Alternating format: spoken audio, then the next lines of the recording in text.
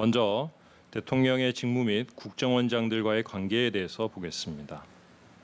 대통령은 정부의 수반으로서 공무원을 임면하고 정부의 모든 행정 업무를 총괄하는 직무를 수행합니다. 또한 대통령은 국정원 역시 대통령의 직속 기관으로 두고 국정원장, 차장 등을 임명하며 자신의 지휘 감독 하에 업무를 수행하도록 하고 있습니다. 대통령과 국정원장은 이러한 점에서 밀접한 업무적인 관계에 있다고 하겠습니다. 그렇지만 대통령의 지휘 감독을 받아 업무를 수행하는 국정원장이 대통령에게 국정원 자금을 전달했다고 해서 그러한 사정만으로 곧바로 뇌물로서의 직무 관련성이나 대가성이 있다고 단정할 수는 없고, 앞서 말씀드린 바와 같은 금품이 수수된 경위, 금품 수수 관련자들의 인식과 의사 등 다른 여러 사정을 종합해서 판단하여야 합니다. 그러한 점에서 먼저 특별사업비의 지급 경위에 대해서 살펴보도록 하겠습니다.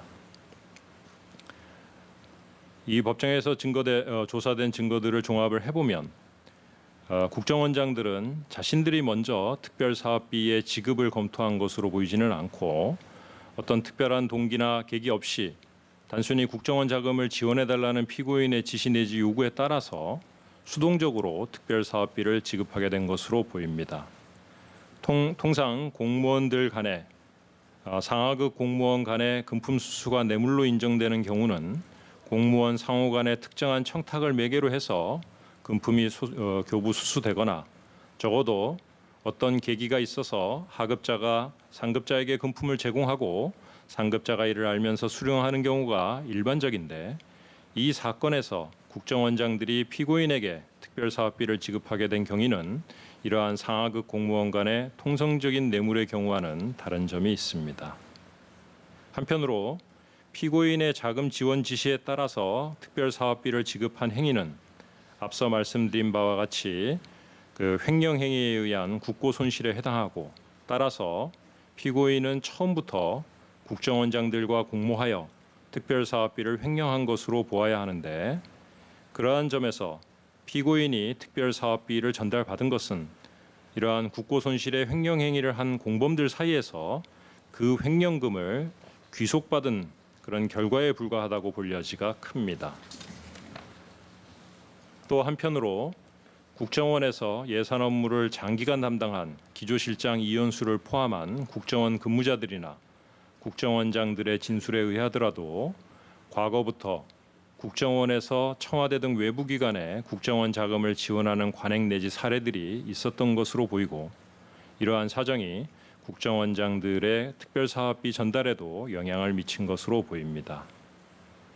다른 한편으로 피고인과 국정원장들의 이와 관련된 인식과 의사에 대해서도 보면 국정원장들의 진술과 또 관련자들의 진술 등 여러 증거관계를 종합해 볼 때 국정원은 법무부, 외교부 등 행정각부와는 달리 대통령 비서실, 경호처와 함께 대통령의 직속기관으로 되어 있고, 이 사건에서는 국정원장들이 대통령을 보좌하는 직속 하부기관의 입장에서 대통령의 지시 요구에 따라서 국정 운영에 관하여 예산을 지원한다는 의사로 특별사업비를 지급한 것으로 보이고, 피고인 또한 국정원으로부터 예산을 지원받는다는 의사로 특별사업비를 지급받았을 가능성이 상당한 것으로 보입니다. 물론 그러한 의사로 특별사업비를 주고받았다고 하더라도 절차에 따르지 않고 함부로 자금이 전달된 것이 적법한 것인지 하는 것은 별개의 문제이고, 그러한 점에서 국고 손실의 횡령 행위에 대해서는 유죄로 인정한다라는 점은 말씀드린 바와 같습니다. 또한 특별사업비의 전달 방법, 지급 시기, 액수 등에 대해서도 보도록 하겠습니다.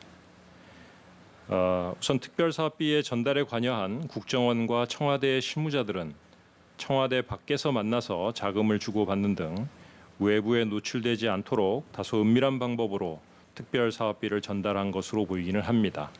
그렇지만 이러한 방식들에 대해서 국정원장들이나 피고인이 지시하였다거나 이를 보고받았던 것으로 보이지는 않습니다. 또한 실무자들의 진술에 의하더라도 실무자들이 국정원 자금이 예산 전용 등 적법한 절차를 거치지 않은 채 청와대로 전달되는 것이 부적절하다거나 문제되는 행위라고 생각했기 때문인 것으로 보일 뿐이지 뇌물과 같은 부정한 돈을 전달한다고 생각한 것으로 보이지는 않습니다. 또한 국정원장 특별사업비는 그 규모가 상당하고 언제든 아무런 증빙 없이 사용할 수 있는데도 불구하고 이를 피고인에게 한꺼번에 지급하거나 상당한 금액을 지급하지 않고 매월 5천만 원 내지 1억 원씩 장기간에 걸쳐서 정기적으로 지급을 했습니다.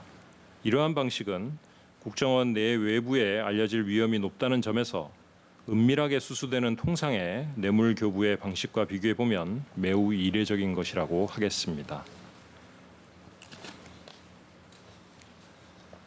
또 한편으로 국정원장들이 금품 교부로 얻을 이익이 있었는지 여부에 대해서 보도록 하겠습니다.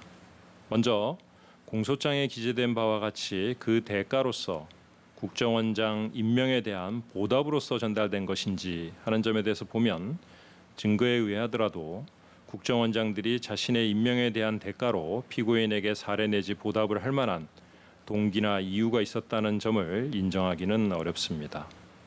또 한편으로 국정원장 직무 수행 등에 관한 각종 편의를 기대하였다는 점과 관련해서도 보면 대통령과 그로부터 직접적인 지휘 감독을 받는 국정원장의 특수한 관계를 고려할 때 이러한 기대라고 하는 것은 다소 막연하고 추상적일 뿐만이 아니라 현실적인 뇌물 공여의 동기로는 수긍하기 어려운 면이 있습니다.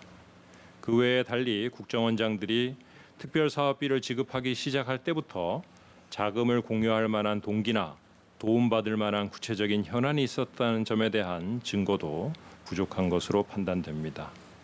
오히려 증거에 의하면 국정원장들이 특별사업비를 정기적으로 지급하였음에도 불구하고 사실상 일방적으로 사임 통보를 받거나 청와대와 마찰을 빚은 사례도 있는 것으로 보입니다.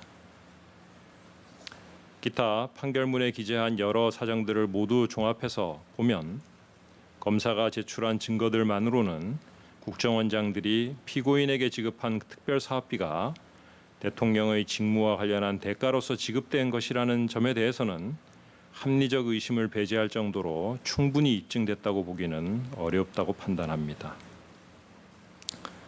또한 피고인 지시에 의해서 이원종 비서실장에게 지급된 특별사업비 부분에 관해서도 마찬가지의 이유로 뇌물로 인정하기는 어려운 것으로 판단합니다. 결국 뇌물 수수에 관한 부분은 모두 증거가 부족해서 무죄로 판단합니다.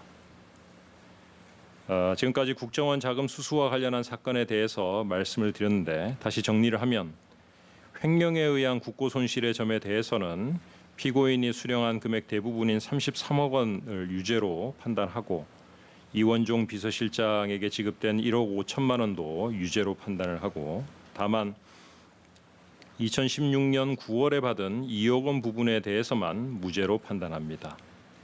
그리고 뇌물 수수의 점에 대해서는 모두 무죄로 판단합니다. 무죄 부분에 대해서는 피고인이 동의하지 않는 한 법률에 따라서 무죄 부분의 요지를 공시하도록 합니다. 지금까지 2018 고합 20호 국정원 자금 수수 부분에 대한 판결의 이유를 말씀을 드렸습니다.